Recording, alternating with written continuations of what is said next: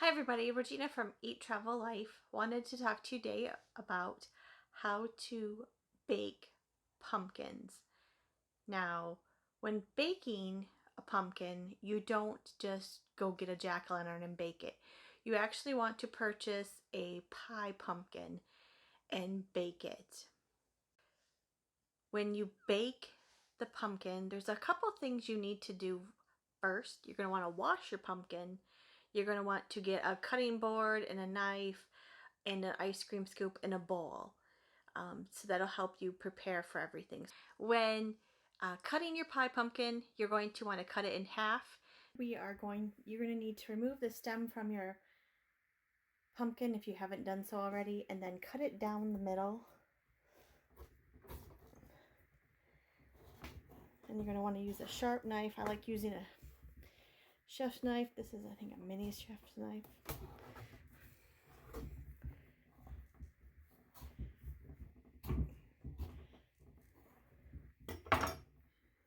Then let's crack it open. Take your bowl and your scoop, and let's scoop out all the seeds and strain. Now you can save the seeds if you want to plant your pumpkins for next year.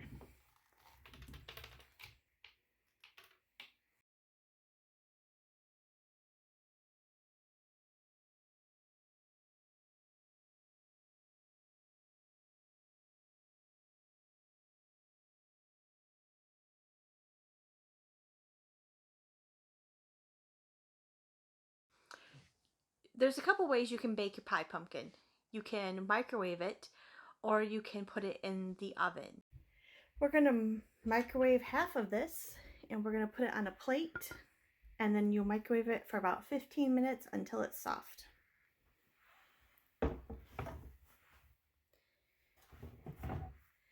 The other half, we're going to put in the oven, and we will bake it for 15 minutes.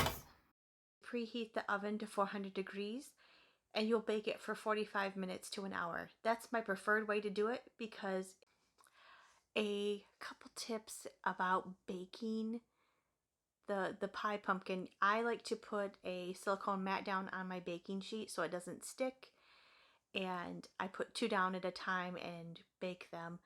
If you're canning, try to fit more into on your baking sheet, and you can if possible.